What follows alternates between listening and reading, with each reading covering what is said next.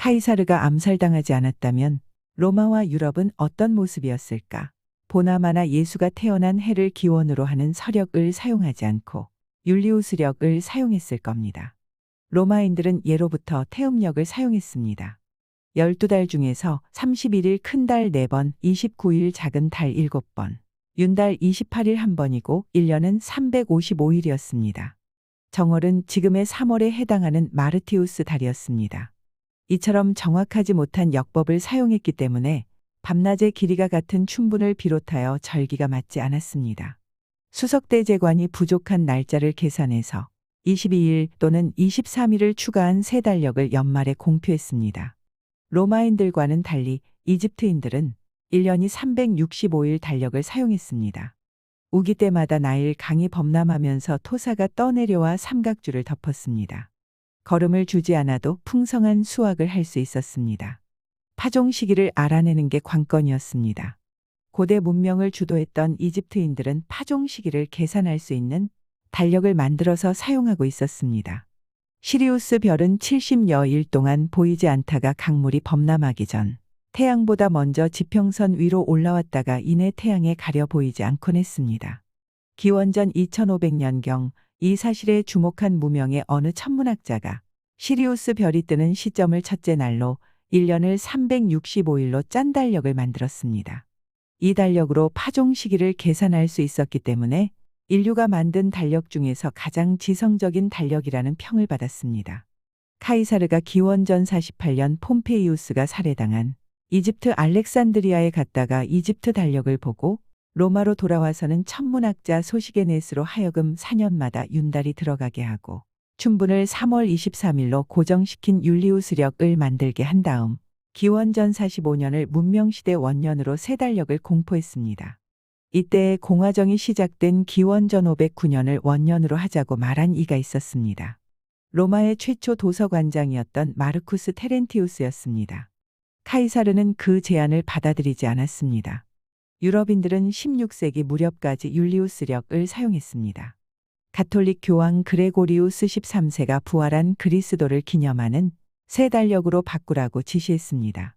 가톨릭이 동방과 서방교회로 나뉘고 서방교회의 53대 교황 요한 1세가 동방교회를 방문하고 돌아와서 매년 바뀌는 부활절 날짜를 간단히 계산할 수 있는 교회력을 주교 디오니시우스 엑시구스에게 만들게 해서 이미 사용하고 있었습니다. 유대 총독 빌라도 재임 중에 예수 사건이 있었고 율리우스력으로는 75년이었습니다. 엑시구스가 거기서 예수 나이 30을 뺀 달력이었습니다. 그레고리우스 13세가 교회력 명칭을 서력으로 바꾸고 율리우스력을 사용하지 못하게 했습니다. 그렇게 되니까 율리우스력 1627년 10월 4일이 하룻밤 사이에 45년이 사라지면서 서력 1582년이 되고 날짜도 10월 15일로 바뀌는 소동을 겪었습니다. 그러나 예수가 십자가 처형으로 죽었다가 부활했다는 서기 30년을 교회력 권년으로 하지 않고 출생일을 기원으로 했기 때문에 인류가 현재 사용하고 있는 달력만큼은 둘러치나 매치나 매일반이 되는 겁니다. 문명시대 여명기에 살았던 카이사르와 마찬가지로 예수도 문명의 선각자였습니다. 예수가 말한 천국은 문명세계의 비유적 표현이었습니다. 유사한 질문을 다시 해봅니다. 예수가 십자가상에서 죽임을 당하지 않았다면 인류 역사는 어떻게 흘러갔을까? 누구나 한 번쯤 호기심을 가졌을 만한 의문이지만 막연한 두려움 때문에 그동안 발설하지 못했다고 봐야 합니다. 인류 문명사를 되돌아보면 도약의 시기가 몇 번 있었고 선각자들도 있었습니다. 문명세계는 당연히 인류가 가야 할 열린 길입니다. 인류는 빈곤에서 풍요로, 지상에서 우주로 삶의 터전을 넓혀 나가고 있는 중입니다. 인류의 상상력은 끝이 없고 문명세계도 한계란 없습니다. 그러기 때문에 기원전 44년 카이사를 암살은 개인의 생사 문제가 아니었습니다. 문명시대 여명기 먹구름이었고 재발의 여지가 있는 악성 종양처럼 서기 30년 6월절 예수 사건으로 비화되었습니다. 카이사르 암살과 예수 십자가 처형은 반문명적 반인륜적 범죄가 급증할 것이라는 불행의 전조였습니다. 중앙일보 2006년 5월 19일에 보면 다음과 같은 기사가 있습니다. 니케아 공의회가 기독교 억압의 역사를 여는 프롤로그였다면 영화 다빈치 코드는 기독교 억압의 역사는 이제 끝났다는 것을 공개적으로 알리는 에필로그다. 이제 그 누구도 예수가 인간이었고 막달라 마리아와 결혼해 자녀를 낳았고 그 자손이 이어져 오고 있다는 것과 같은 반기독교적 주장을 해도 교회로부터 핍박을 당하거나 종교 재판을 받거나 화형을 당하지 않아도 된다는 공개적 선언이 된 것이다. 콘스탄티누스의 니케아 공의회로 변질되기 시작한 기독교가 인간 삶의 질을 윤택하게 하고 향상시킨 것이 아니라 민주주의와 자유와 인권을 극도의 나락으로 빠뜨리고 인류를 커다란 불행과 재앙으로 몰아넣은 장본인이란 역사적 진실이 상식화되는 도화선이기도 하다. 예수가 문명의 성각자였다는 생소한 이야기는 겨자씨 비유에서 비롯된 가설입니다. 물증이 없으면 이론적 가설을 가지고 논쟁을 시작합니다. 이론이 도출되고 관찰이나 실험을 통해서 타당성을 입증하면 진리가 됩니다.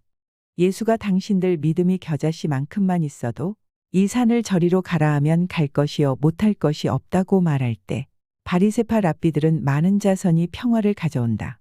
가난한 자들에게 복이 있다. 부자는 하늘나라에 들어갈 수 없다. 이처럼 말장난에 불과한 현학적인 표현을 써가면서 잠언인 양 가르치고 있었기 때문에 예수는 눈엣 가시 같은 존재였고 예수를 볼 때마다 랍비들은 선엄적 열등의식에 빠지곤 했습니다. 예수의 천국은 자아발견과 정신력 무한 신뢰이고 깨달음에서 오는 거듭남이었습니다. 랍비 니고데모는 거듭남의 의미를 알고 있었습니다. 그런데도 늙은이가 어떻게 2번 모태에 들어갔다가 출생할 수 있느냐면서 음축맞게 능청을 떨다가 마침내 기회를 잡았습니다. 무고한 예수에게 십자가 처형을 지시한 빌라도 총독이 자괴감에 시달리고 있을 때 니고데모와 아리마대 요셉이 예수 시신을 매장할 것처럼 총독을 속이고 동굴 무덤에 방치했습니다. 그리스도 부활과 같은 허망지설을 유포하는 이단의 무리에게 예수를 넘겨준 꼴이 되는 겁니다. 니고데모와 아리마대 요셉은 예수 시신을 동굴 무덤에 넣었다가 곧바로 어딘가에 숨겨놓고 여인들이 나타났을 때 마태복음에 보면 형상이 번개 같고 흰 옷 입은 천사, 마가복음에 보면 흰 옷 입은 청년, 누가복음에 보면 찬란한 옷을 입은 2사람, 요한복음에 보면 동산지기 같은 사람이 기다리고 있다가 여인들이 나타나니까 십자가에 못 박힌 예수가 살아났느니라. 그의 누웠던 자리를 보라. 이따위 거짓말에 속은 여인들이 달려가서 제자들에게 알렸지만 제자들은 갈릴리로 돌아갔고 그로부터 50일 지난 오순절 배단이 사람들이 다시 다락방에 모여 그들의 수건 사업이었던 예루살렘 시가지 거점 확보 성공 자축 행사를 했습니다. 오순절 사건은 사도행전에만 있는 스토리이고 거기 등장하는 12제자는 사복음서 캐릭터를 공유한 다른 사람들 이야기라서 우리가 그것을 논하는 것만으로도 난센스 코미디가 됩니다. 그 후 서기 34년 스데반 사건과 서기 35년 이단자 체포 선봉에 섰던 사울이 다메섹에서 40인 랍비 특공대 이탈, 3년 동안 어디서 무엇을 했는지 행적이 묘연하다가 바울로 개명을 하고 서기 38년 예루살렘에 나타나서는 예수가 다락방에서 최후의 만찬을 주재했다는 근거 없는 말을 유포하기 시작했습니다. 바울은 예수 살아생전 일면식도 없는 사람인데다가 12제자 명단에도 이름이 오르지 못한 제3의 인물이었습니다. 그와 같은 사람이 갑자기 나타나서는 자기가 다락방에 있을 때 예수가 최후의 만찬을 주재하는 광경을 목격한 것처럼 서기 55년경 고린도 사람들에게 보낸 편지에서 거짓말을 했습니다. 주 예수께서 잡히시던 밤에 떡을 가지 축사하시고 이르시되 이것은 너희를 위하는 내 몸이니 이것을 행하여 나를 기념하라 하시고 식후에 또한 그와 같이 잔을 가지시고 이르시되 이 잔은 내 피로 세운 새 언약이니 이것을 행하여 마실 때마다 나를 기념하라 하셨으니 너희가 이 떡을 먹으며 이 잔을 마실 때마다 주의 죽으심을 그가 오실 때까지 전하는 것이니라. 이와 같은 허위사실을 유포하니까 거짓말이 눈덩이처럼 불어나면서 서기 65에서 70년 나온 것으로 추정되는 마가복음에서는 예수 신화의 역사적, 지리적 배경을 추가했고 그 후에 나온 마태와 누가복음에서는 예수 탄생과 부활에 대한 세부 내용을 윤문했으며 마지막에 나온 요한복음에서 기독교 신학이 견고해졌기 때문에 랍비 니고데모와 아리마대 요셉의 예수 시신 동굴 무덤 방치와 바울의 거짓말 최후의 만찬은 문명의 선각자 예수와 아무런 관련이 없는 딴 세상 이야기였습니다.